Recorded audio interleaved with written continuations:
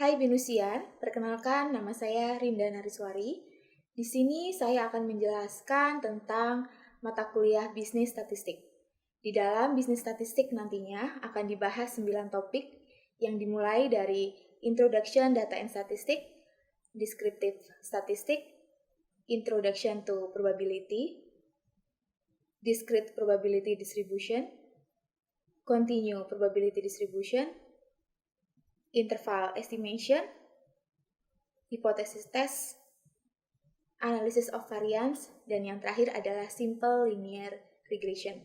Untuk session pertama, kita akan membahas tentang Introduction, Data, dan Statistik.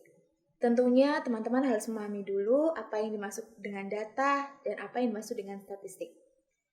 Menurut Anderson, data adalah segala informasi yang berhasil dikumpulkan, dianalisis, dan diringkas untuk presentasi dan interpretasi. Data ini harus berupa fakta dan bisa dipertanggungjawabkan sumbernya. Data di dalam statistik tidak hanya berbentuk angka atau numerik, tetapi bisa juga sebagai objek, gambar, suara, ataupun tanda. Suatu dataset akan mengumpulkan banyak data di dalamnya. Contohnya disajikan pada tabel 1.1. Tabel 1.1 menampilkan dataset untuk 25 saham di New York. Komponen dari dataset terdiri dari elemen, variabel, dan observasi. Elemen adalah bagian terkecil dari data. Maka, berdasarkan tabel 1.1, terdapat 25 elemen sesuai dengan objek yang diamati.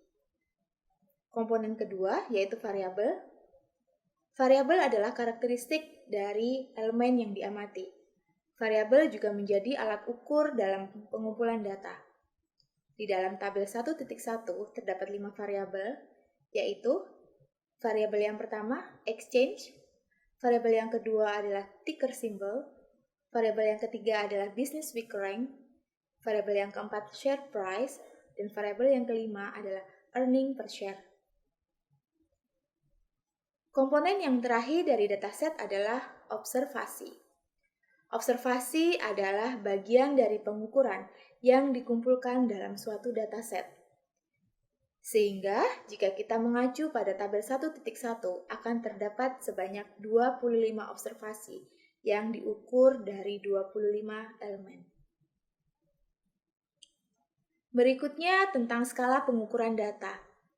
Skala pengukuran data di dalam statistik akan dibagi menjadi 4, mulai dari yang paling sederhana sampai yang paling tinggi tingkatannya, yaitu skala nominal, skala ordinal, skala interval, dan skala rasio.